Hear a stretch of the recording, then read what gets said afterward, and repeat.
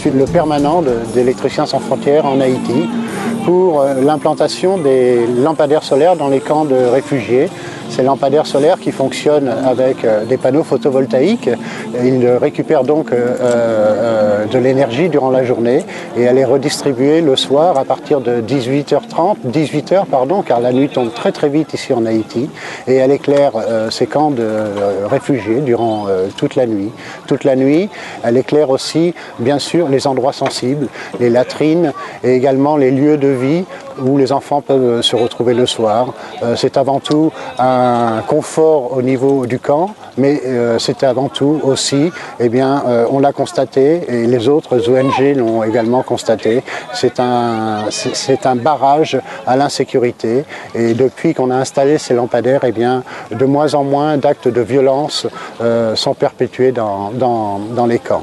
Ici, il y a 7 lampadaires solaires qui ont été installés sur cette partie-là de ce camp-là, 7 autres sur le côté gauche et bientôt ici sur la droite, il va venir surgir 400 maisons où nous allons sur le programme 2011 eh bien, continuer à apporter cette lumière nécessaire aux enfants pour qu'ils puissent lire le soir et en rentrant de l'école et aux familles bien sûr.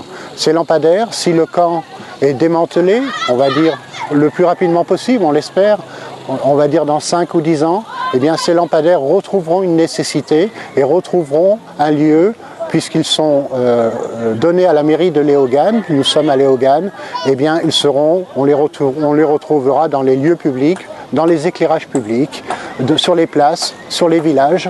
Ces lampadaires sont là pour durer entre 15 et 20 ans.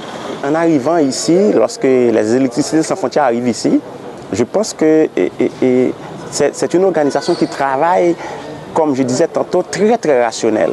Ils nous ont beaucoup aidés, ils ont réduit l'insécurité au niveau des sites avec l'éclairage. Jusqu'à présent, l'électricité d'Haïti, d'accord, en temps normal, n'est pas encore rétablie dans la commune. Toutes les lignes sont détruites. C'est grâce à l'Électricité sans frontières, je pourrais dire, qu'ils sont éclairés les sites et certains sites, presque tous les sites. C'est-à-dire que c'est un gros lot de travail. Nous disons aussi, je ne cesse de remercier l'Électricité sans frontières.